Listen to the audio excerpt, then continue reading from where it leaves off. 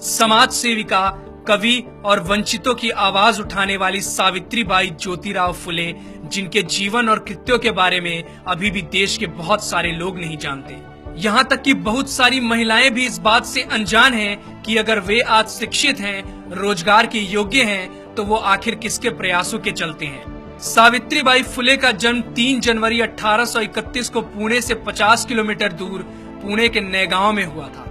1840 में 10 वर्ष की उम्र में उनका विवाह ज्योतिराव के साथ हुआ था, जो कि उस समय 13 वर्ष के थे। उन्होंने एक बालक को गोद लिया था, जिसका नाम उन्होंने यशवंत रखा। ज्योतिराव ने अपनी पत्नी को घर पर ही पढ़ाया और उन्हें शिक्षिका के तौर पर प्रशिक्षित किया। बॉम्बे गार्जियन के 22 नवंबर 1851 में प्रकाशित एक खबर के अनुसार उनकी आगे की शिक्षा की जिम्मेदारी ज्योतिराव के मित्र सखाराम यशवंत परांजपे और केशव शिवराम भावलकर ने संभाली। सावित्रीबाई फुले भारत की पहली महिला अध्यापिका थी। घर की देहरी लांघकर बाहर पढ़ाने जाने के उनके इस कदम से आधुनिक भारतीय महिला के सार्वजनिक जीवन का प्रारंभ होता है।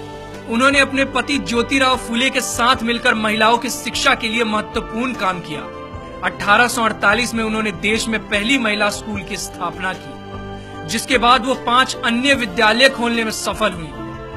5 फरवरी 1852 के एक आवेदन पत्र के अनुसार लड़कियों के लिए पहले 3 स्कूल 3 जुलाई 1851, 17 नवंबर 1851 और 15 मार्च 1852 चिपलू नकरवादा, रास्तापेट और वेडलपेट क्रमशः शुरू किए गए। सावित्रीबाई फुले इनमें से सबसे पहले स्थापित स्कूल की प्रधानाध्यापिका थी। एक ऐसी महिला जिन्होंने 19वीं सदी में छुआछूत, बाल विवाह तथा विधवा विवाह निषेध जैसी कुरीतियों के विरुद्ध काम किया, उसे हिंदुस्तान ने भुला दिया। क्योंकि उनका जन्म एक दलित परिवार में हुआ था, उन्होंने भारत में नारी शिक्षा के लिए महत्वपूर्ण योगदान दिया। भारत में सावित्रीबाई और उनके पति दोनों ने मिलकर शूद्र एवं स्त्री शिक्षा आरंभ कर नए युग की नींव रखी। सत्यशोधक समाज की स्थापना 24 सितंबर 1873 को हुई और सावित्रीबाई फुले इस संस्था की एक अत्यधिक समर्पित कार्यकर्ता थी। ये संस्था कम से कम खर्चे पर दहेज मुक्त और बिना पंडित पुजारियों के विवाहों का आयोजन कराती थी। इस तरह का पहला विवाह 25 दिसंबर 1873 को संपन्न हुआ। सावित्रीबाई के मित्र बाजूबाई निम्बंकर की पुत्री राधा और सीताराम जाबाजी अल्हाट की शादी पहली सत्यशोधक शादी थी। इस ऐतिहासिक अवसर पर सावित्रीबाई ने स्वयं सभी खर्चे वहन किए। इस प्रकार के विवाहों की पद्धति पंजीकृत विवाहों से मिलती जुलती होती थी, जो आज भी भारत के कई भागों में पाई जाती है। पूरे देश के पुजारियों ने इन विवाहों का विरोध किया और वे इस मुद्दे को लेकर कोर्ट में भी गए।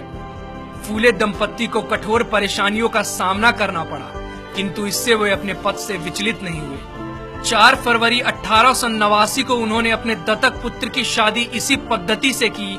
यह विवाह आधुनिक भारत में पहला अंतरजातीय विवाह था। सावित्रीबाई पूरे देश की महानायिका हैं। जब सावित्रीबाई कन्याओं को पढ़ाने के लिए जाती थी, तो रास्ते में लोग उन पर गंदगी, कीचड़, गोबर, विष्ठा तक फेंका करते थे, जिसके कारण वो एक साड़ी अपने थैले में लेकर चलती थी और स्कूल पहुंचकर गंदी हुई साड़ी को बदल लेती थी। महात्मा ज्योतिबा फुले की मृत्यु सन 1890 में हुई। तब सावित्रीबाई ने उनके अधूरे कार्यों को पूरा करने के लिए संकल्प लिया। अगले साल 1857 में प्लेग की भयंकर महामारी फैल गई। पुणे क्षेत्र में प्रतिदिन सैकड़ों लोग इस प्रकोप में मर रहे थे। सावित्रीबाई ने यशवंत को छुट्टी लेकर आने को कहा और यशवंत के लौटने पर उनकी मदद से उन्होंने सासने परिवार के खेतों में एक हॉस्पिटल खुलवाया।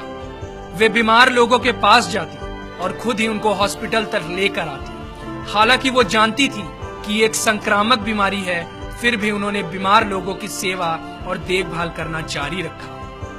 जैसे ही उनको पता चला कि मुंदवा गांव के बाहर महारों की बस्ती में पांडुरंग बाबाजी गायकवाड़ का पुत्र प्लेग से पीड़ित हो गया है, वो वहां गई और बीमार बच्चे को पीठ पर लादकर हॉस्पिटल लेकर दौड़ी। इस प्रक्रिया में यह महामारी उनको भी लग गई और 10 मार्च 1897 को रात 9 बजे आखिरकार उनकी सांसें हमेशा के लिए थम गई। दीनबंधु ने उनके मृत्यु की खबर को बड़े ही दुख के साथ प्रकाशित किया। जो लोग पीठ पर अपने पुत्र को बांधकर दुश्मन से लड़ती हुई लक्ष्मीबाई की बहादुरी का गुणगान करते हैं, उन्होंने इस महिला की बहादुरी को पूरी तरह से नजरअंदाज कर दिया है, जिसने अपनी पीठ पर लादकर एक बीमार बच्चे को बचाया। उनका पूरा जीवन समाज में वंचित तबके, खासकर महिलाओं और दलितों के अधिकारों के लिए संघर्ष में बीता। उनकी एक बहुत ही प्रसिद्ध कविता है जिसमें वो सबको पढ़ने लिखने की प्रेरणा देकर जाति तोड़ने की बात करती है। जाओ जाकर पढ़ो लिखो, बनो आत्मनिर्भर, बनो मेहनती, काम करो ज्ञान और धन इकट्ठा करो। ज्ञान के बिना सब खो जाता है, ज्ञान के बिना हम जानवर बन जाते हैं। इसलिए खाली ना बैठो, जाओ जाकर शिक्षा लो। तुम्हारे पास सीखने का सुनहरा मौका है, इसलिए सीखो और जाति के बंधन को तोड़ो।